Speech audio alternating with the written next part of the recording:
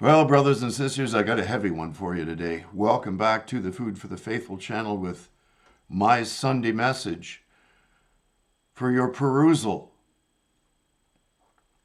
God help us all. God help us all when somebody like me has to talk to somebody like you, eh?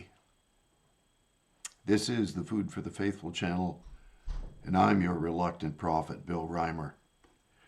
The most difficult aspect of being aware of the prevailing ideological dangers of our time is to be left devoid of fellowship with Christians who share my concerns.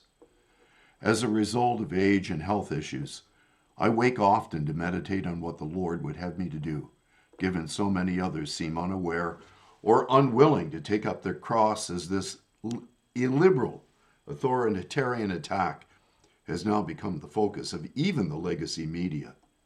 Churches are being burned. Synagogues are being attacked.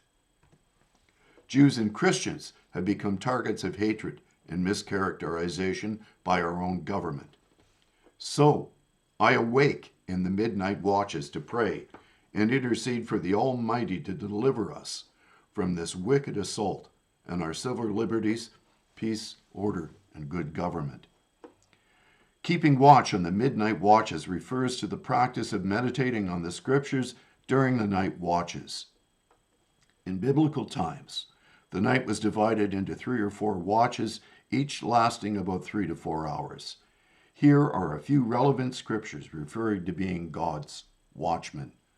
Psalm 119, verse 148. My eyes anticipate the watches of night, that I may meditate on your word. Psalm 36, verse 6. When I remember you on my bed, I think of you through the watches of the night. Mark 13, verses 35 to 37. Watch therefore, for you do not know when the master of the house is coming, in the evening, at midnight, at the crowing of the rooster, or in the morning. These verses highlight the significance of the night watches referred to in the Bible and the practice of meditating on God's word during these hours. It is a time of reflection, prayer, and anticipation of God's promises. My prayers include his promise to expose and defeat the Trudeau government's illiberal and ungodly plan. But what is his plan, you ask? Let me lay that out for you in brutal clarity. The prevailing socio-economic chaos is deliberate. Our leaders are malignant Marxo-fascists who fully intend to collapse what little remains of free market capitalism to install complete state control over our natural resources, the means of production, and the distribution of goods and services. We all know where that will lead. Not being able to buy or sell without the mark of the beast they are intent on creating. The Cloward-Piven strategy is a political strategy outlined in 1966 by American sociologists and political activists Richard Cloward and his wife, Frances Fox Piven. It is the strategy of forcing political change, leading to societal collapse through orchestrated crises. The Cloward-Piven strategy seeks to hasten the fall of capitalism by overloading the government bureaucracy with a flood of impossible demands, amassing massive unpayable national debt, and other methods such as unfettered immigration, thus pushing society into crisis and economic collapse by overwhelming the system. Cloward and Piven were both professors at the Columbia University School of Social Work. The strategy was outlined in May 1966 in the liberal magazine The Nation, titled The Weight of the Poor, A Strategy to End Poverty.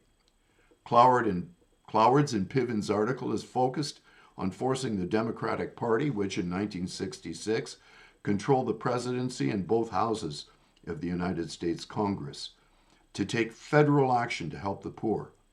They stated that full enrollment of those eligible for welfare would produce bureaucratic disruption in welfare agencies and fiscal disruption in local and state governments that would deepen existing divisions among elements in the big city Democratic coalition, the remaining white class, white middle class, the working class ethnic groups, and the growing minority poor.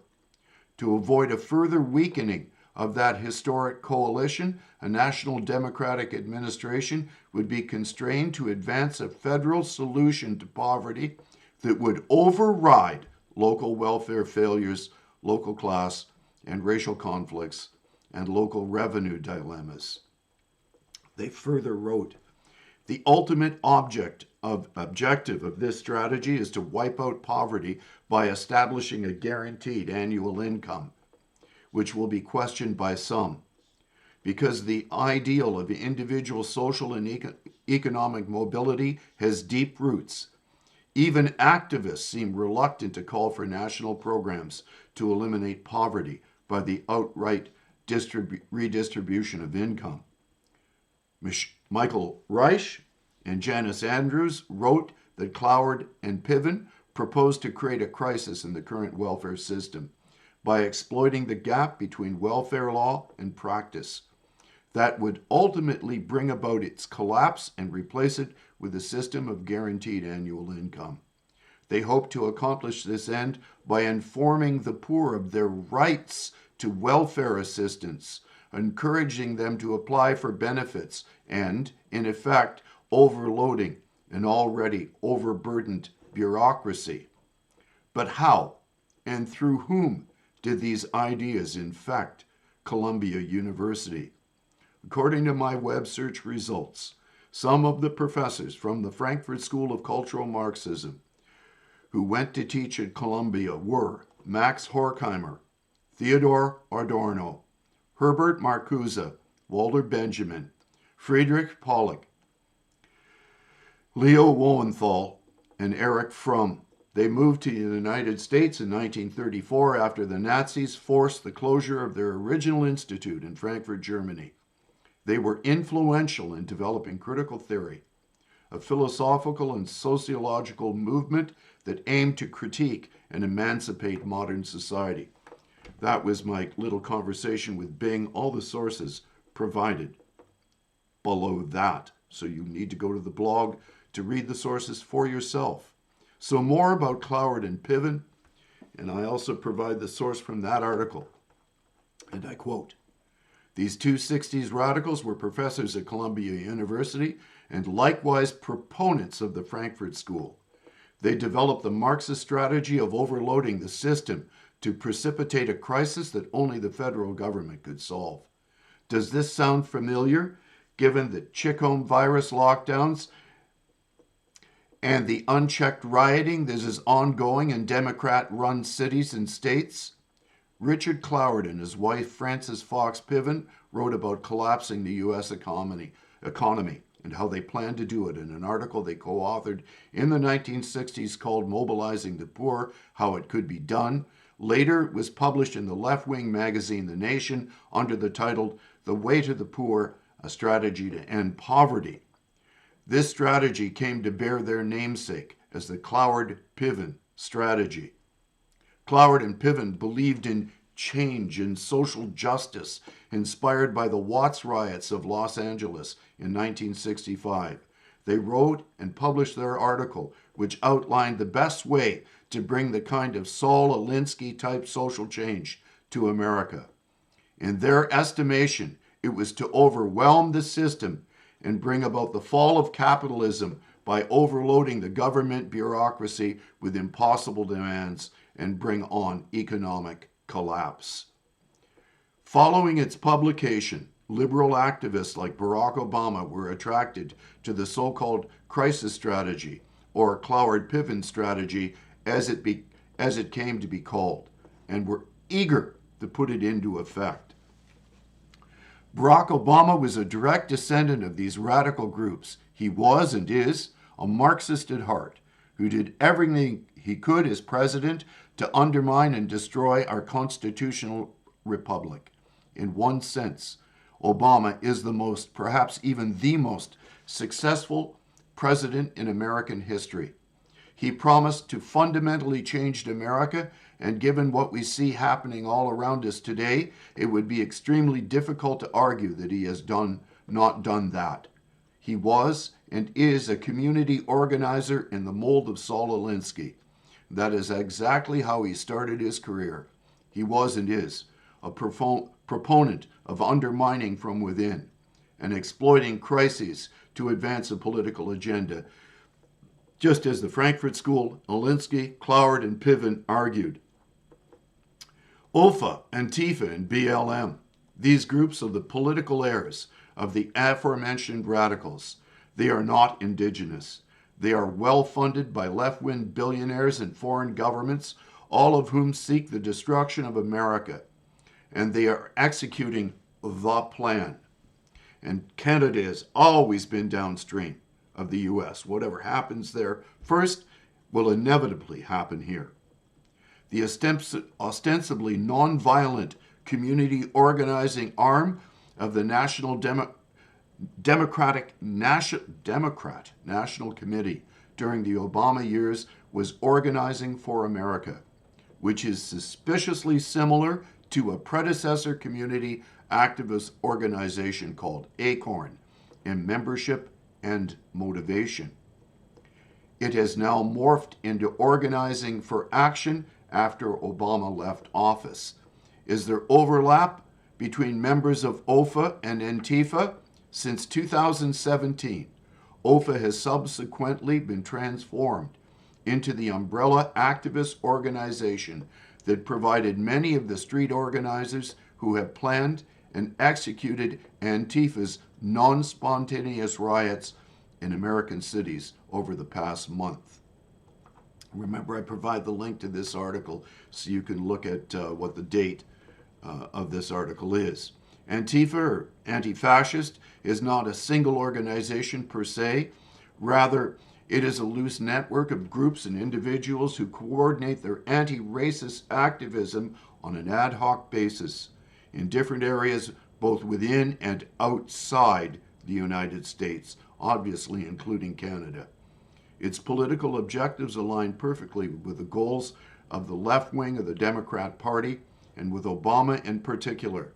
Antifa is the current manifestation of the activist authoritarian left in America, seeking to suppress any dissenting political speech on college campuses and in the streets, and using the tried and true Alinsky tactics of personal confrontation to put pressure on political opponents. That's the end of that article. So, as I keep the midnight watch and pray as an intercessor throughout the day, I remind the faithful that they too might consider keeping these watches with me. I so often hear pastors and teachers, evangelists and deacons avoiding these facts like the plague that these facts clearly demonstrate is coming. So often in the past, the church had it within its power to end totalitarian tyranny, yet simply went along to get along. The Deputy Prime Minister, Chrystia Freeland, knew for more than 2 decades that her maternal Ukrainian grandfather was the chief editor of a Nazi newspaper in occupied Poland that vilified Jews during the Second World War. Should we surprise she vilifies Jews? And from our friend, Dr. Mark Milka, and I provide the link to the article in Maclean's. Back in the summer of 2006, now I'm quoting from Dr. Milka, Pierre Trudeau's youngest son, Sacha Trudeau, wrote a fawning, happy 80th birthday column in the Toronto Star in praise of then Cuban dictator Fidel Castro. The piece included tributes such as how the revolutionary leader was a great adventurer, a great scientific mind, someone whose intellect is one of the most broad and complete that can be found. Castro, Trudeau claimed, was an expert on genetics, on automobile combustion engines, on stock markets, on everything. Alexander pressed upon his readers to analyze Castro in psychoanalytical terms, to think of Cubans as children and Castro their father. Trudeau then fondly recalled his late brother, Michel, who, when they were young kids, complained to their mother that they had fewer friends than his brothers. Margaret Trudeau replied that unlike his brother Michel, that he had the greatest friend of all. He had Fidel. Shortly after Trudeau's column appeared, I interviewed a naturalized Australian, Luis Garcia, who with his parents left Cuba in 1971. When Garcia was 12 years old, given they asked to leave, one must make such requests in communist dictatorships. The Garcias were labeled gusanos, or counter-revolutionaries. Luis's father was then forced to work for 3 years in the sugarcane fields in service to the communist revolution government and dictator from whom they wished to flee. Garcia told me when he finally read Alexander's comments, he thought it was a parody. He then realized Alexander Trudeau was earnestly serious. I thought of Alexander Trudeau's fawning 2006 tribute recently, given it was 10 years ago this month that Fidel Castro resigned. By coincidence, I was in Cuba the day Castro stepped down. Not being a fan of tyrants, I toasted his resignation in a Veradero bar with a friend who broke his Lent fast from alcohol to join me. But the anniversary also brings to mind Alexander Trudeau's brother, the Prime Minister, and his weird fantasy belief that another autocracy, China, is somehow efficient on economic and environmental matters. That belief helps explain his relentless pursuit of a free trade deal with a country whose economic model, while improving, is best described as crony capitalism, and whose environmental practice would never be tolerated by citizens in a liberal democracy. Having a soft spot for tyrants prompts multiple blind spots, whether on democracy, the economy, or more recently on the environment. All have been on display in the Trudeau family's ongoing infatuation with tyrannies and autocracies. In the comments from Alexandra, Margaret, and Justin Trudeau, we see evidence of the Trudeau family's long love affair with the world's autocrats and tyrants. But the problem started with Pierre Elliott Trudeau. That's the end of the article from Dr. Milka. As for Environment Minister Stephen Guilbeault, in an article by Matthew Lowe entitled Stephen Guilbeault, Policymaker of the Year, is Killing Economic Growth, and I provide the link to that article from the Sioux Star. Environment Minister shackling economy with new rules for clean fuels and electricity and caps on oil and gas emissions. The Ottawa-based Macdonald-Laurier Institute has named Stephen Guilbeault, Federal Minister of Environment and Climate Change, its 2023 Policy Maker of the Year. Ruthless, reckless, and damaging, the cover of the latest issue of MLI's Inside Policy magazine calls him, announcing its choice. So what are my conclusions regarding these facts? If Canada hasn't become the poster child for the ultimate example of the Cloward-Piven strategy being put into practice, I defy anyone to find a clearer or more perfect example of Marxo-fascist oppression, which has come after our faith, our families, and our property, to turn the Dominion of Canada into a cultural Marxist hellhole, rife with fascistic control of our resource riches, an obscene grip on what people are permitted to think and say, replete with a legacy media who are paid to lie to the Canadian public about that which is easily proven to be the government's actual agenda. We have lost our social glue because we have lost our love of God. Beulah land refers to the people of God being married to the land to keep it inviolable and godly, while the majority of Canadians have become married to belief in a godless ideology, which, whenever it has been tested, resulted in economic ruin, persecution of the kind we are now witnessing of Jews and Christians, and collapsing social values. A common identity as a Christian nation has been rendered impossible by fools who are flooding this nation with people who will never share what was once instantly identifiable as the Canadian identity. And the church sleeps on. Just yesterday, I reached out to a local pastor offering to help him and his fellowship develop a better understanding of this crisis, and was told by him that he couldn't sign into YouTube. Seriously? Can't sign into YouTube is your reason for not reading or watching my blog and vodcast, Pastor?